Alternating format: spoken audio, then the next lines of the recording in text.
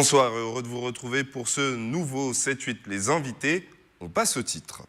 Parole à Jean-Yves Henry, responsable Yvelines Welcome France, et Sylvie Weisgrus d'Amnesty International Yvelines à l'occasion de la Journée mondiale des réfugiés. Une soirée d'échange sur la réalité de la situation des réfugiés en France est organisée ce soir à Montigny-le-Bretonneux. Nous ferons un point sur l'événement. Et puis, nous recevons aussi dans cette émission Cyril Pochon, président du club de football de Montigny-le-Bretonneux. Samedi 17 juin, le club a reçu le label de foot jeune pour la saison 2015-2016.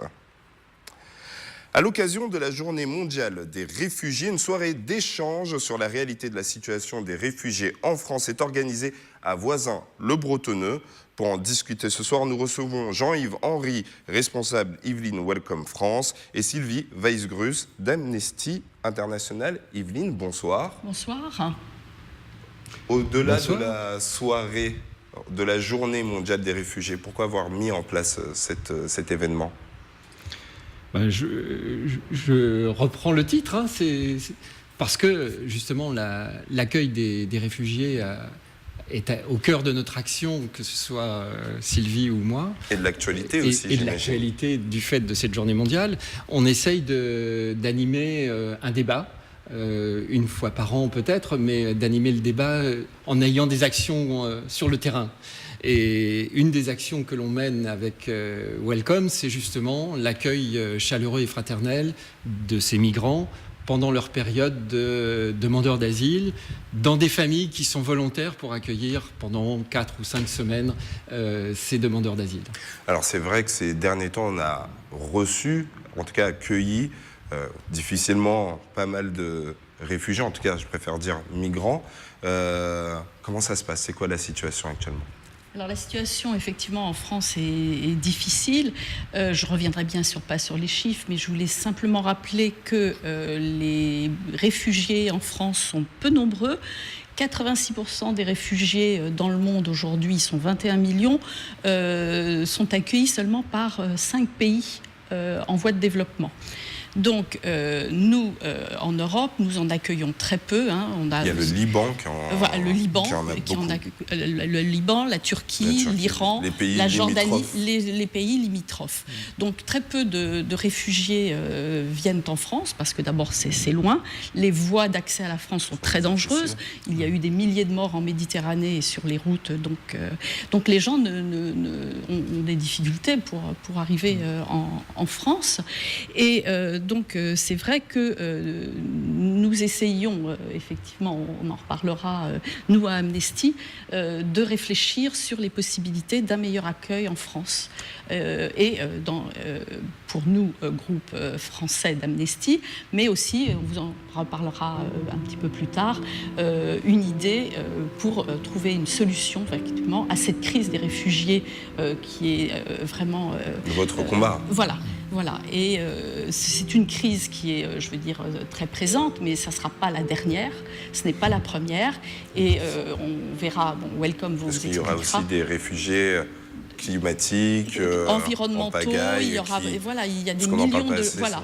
Et effectivement, Amnesty, en dehors d'une action très concrète, on va en reparler ensemble, a aussi des propositions pour essayer d'éviter ces crises absolument dramatiques, parce qu'il ne faut pas oublier que les réfugiés sont des gens qui fuient, qui risquent leur vie pour la sauver. Ce ne sont pas des gens qui partent comme ça, simplement en se disant on va arriver en France ou en Allemagne, l'Eldorado.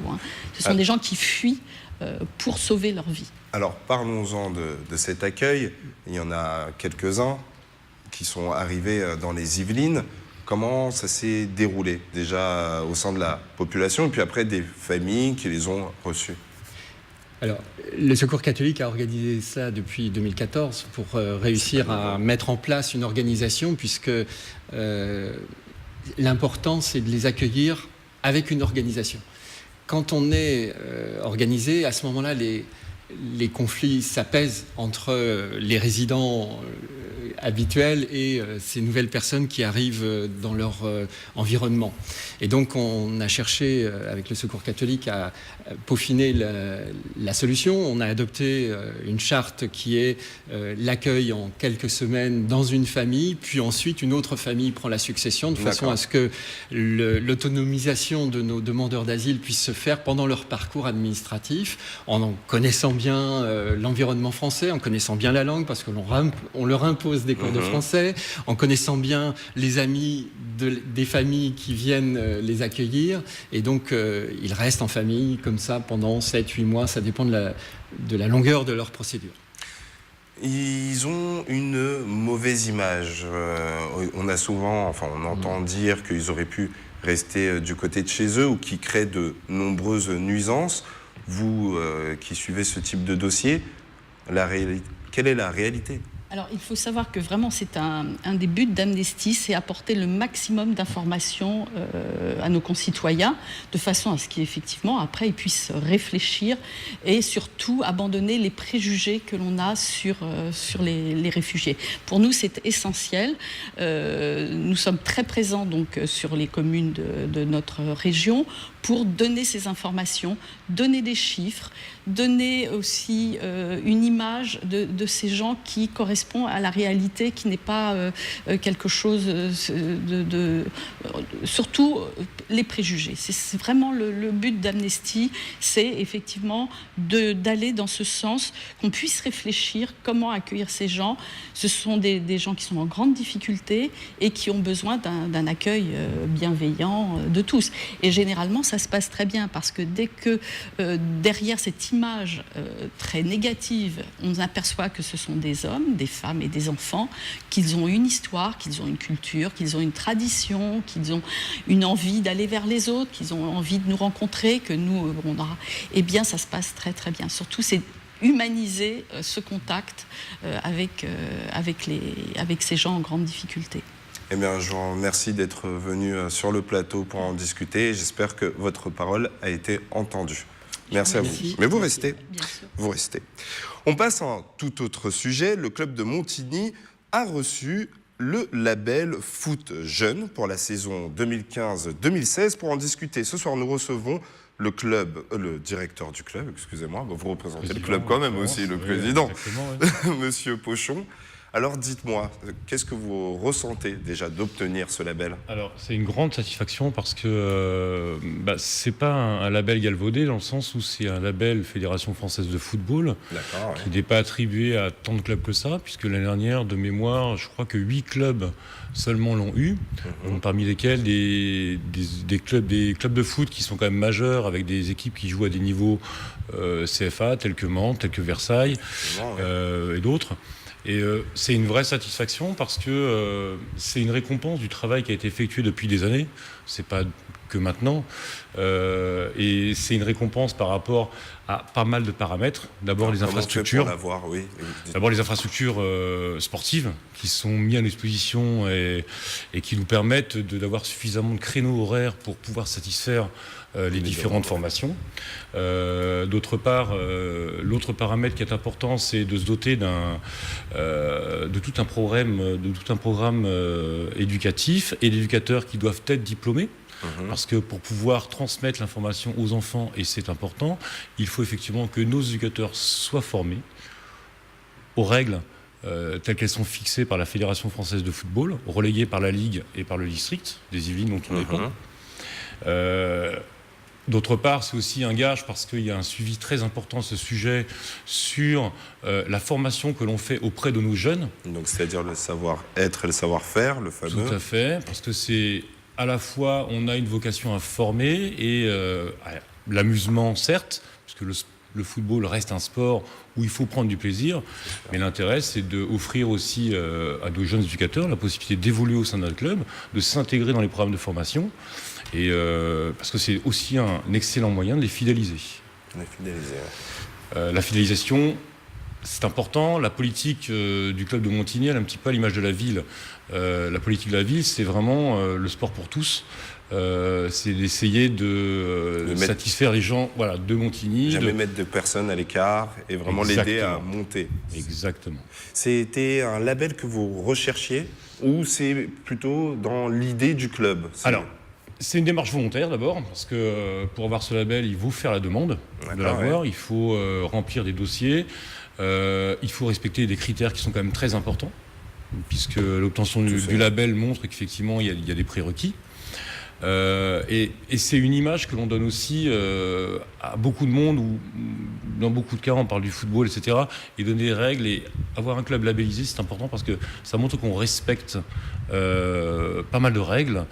Parce qu'il n'y a pas que le sport, c'est aussi il y a pas mal de programmes qui sont associés à ce label, tels que le programme éducatif c'est vraiment de ça, formation. Le savoir-être, quoi. Tout à fait. Et l'intérêt, c'est une récompense du travail effectué au sein du club pour vraiment accompagner les enfants, mais à la fois dans le sport et dans le reste. C'est aussi apporter une meilleure image à ce sport qui est des fois terni par certains comportements de joueurs. On dit que oui, très jeunes, ils apprennent des mauvaises choses, alors qu'il y a des clubs comme vous qui s'investissent. Alors, je pense que tous les clubs s'investissent. Oui. Tous les clubs s'investissent très clairement. Et c'est vrai que le football, en l'occurrence Montigny, c'est un club où il y a aujourd'hui 760 licenciés, qui est un club qui est important dans nos licenciés. Et effectivement, il y a énormément d'équipes, donc beaucoup de jeunes. Et effectivement, on a ce rôle éducatif également, de bon comportement, de respect d'autrui. C'est vraiment les images du football telles qu'on doit les véhiculer et telles que nous, à Montigny, on essaye d'aller dans cette voie-là. On essaye. C'est vraiment le basique. Et au-delà du jeu, il y a le plaisir et le respect. Ce sont des règles qui sont essentielles pour le football et pour notre club. Pour finir, les joueurs eux-mêmes, en apprenant qu'ils avaient eu ce label, quel est leur ressenti? Alors, déjà, ceux qui étaient présents sur les terrains, une grande satisfaction, parce que du coup, on a eu quand même pas mal de représentants à la fois du district, de notre ville, avec la présence des élus, donc de M. Logier, de Michel Crétin, responsable des sports, maire adjoint, au Michel service Logier, des sports, le maire de Montigny. M. Morillon, président du district, qui est venu remettre officiellement ce label. D'autant plus qu'il a remis en même temps le label football féminin, qu'on a eu en fait en même temps.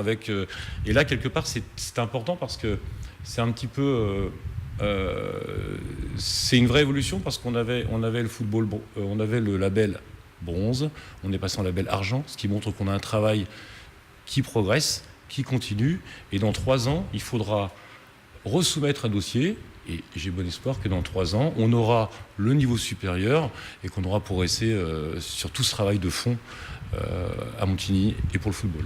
Eh ben, je l'espère aussi. Merci à vous. Je vous remercie d'être venu sur ce plateau.